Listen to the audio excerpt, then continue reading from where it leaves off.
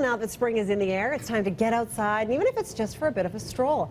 Our city has some great places to go for a nice walk, but which one is the best? Well, Lori Beattie, author of Calgary's Best Walks, has the answer in her new book. Thank you so much for coming in, Lori. Oh, thanks. Lori and I have been chatting away, I got to tell you this, and we have the exact same vision on a lot of these walks and why it's so important to just get out there and go for a walk. Get out of your car, put your devices away, and go for a walk. I like to put your devices away, because that's the only way to really get away from it all and slow the pace, and to start to connect with your community, the people, the places, the streets, the vibrancy. Yeah, and we live in such a great city. Why not do that? Oh, yeah. So you are highlighting a couple of walks that you really like. But what I thought was really interesting is that you thought, you know, it's a great idea to do an urban walk as well as a nature sort of walk. Yes. Why don't we start with Inglewood? Sure. Well, you know, Inglewood is up and coming. The East Village development, the River Walk. We've got Ramsey, which has got some gritty neighborhoods, which makes it interesting. That's what makes an interesting urban walk, is not knowing what you're going to see around the next corner. Right. So we get that in Inglewood, and then we can mix it up with the Bow River. You know, you could even cross to Bridgeland, and you can get views up there. Go to Scotsman's Hill, get views from there.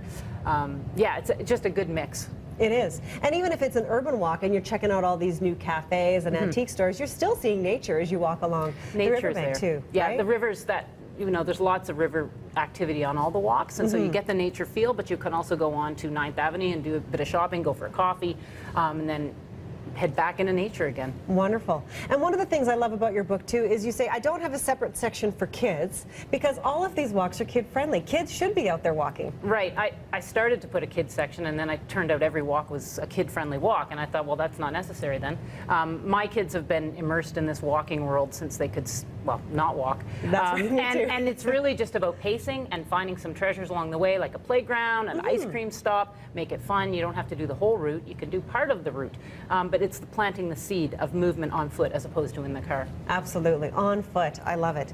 So your next one that you want to highlight is more of a nature walk, and it's up in Nose Hill, which many people don't realize. Say, for example, if they live way in the deep south, they may not even know this is there. Right, and from the road, it just looks like a bald-headed prairie. But when you get up there, there's over 100 types of flowering plants. They start early April, probably late March this year with the prairie crocus, and you have to get up close. And there's coulees to dip into, which take you away from everything. Big aspen groves that, you know, you feel like you've left everything, but it's the highest point in Calgary.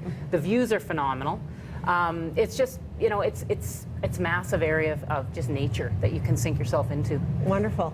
You made a really nice point when you said, you know, a lot of people maybe with oil prices that are low and they don't have as much cash to do some traveling, stay at home, do your staycation here and explore your city. March break is coming up, and you're looking for ideas with the kids. I mean, you just try one of these routes every day and you'll be having adventures. You'll be finding places you never knew existed right in Calgary. Isn't that a wonderful option? And so you're saying get the kids out there and get out for the walk, put the phones away, and really explore, you know, and don't jump on the train necessarily, but look around what's happening around you. Right, and you know, the interesting thing is you can take the train. I do have a lot of C-train starts, so you could actually take the train as an extra adventure if you usually drive, get off and start the walk from there.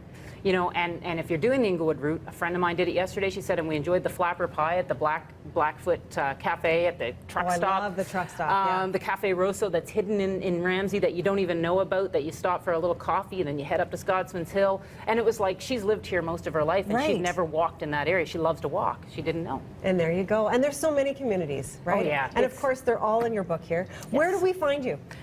You can come to my website, calgarysbestwalks.ca. It's in all stores right now. Mountain Equipment Co-op, I just dumped off a pile there. Yay. They'll be on shelves today. So you can find the book hopefully all over the city at all stores, bookstores, outdoor stores. Wonderful. Well, it is a fantastic book. Lots of great ideas. I'm just going to pocket this one for myself.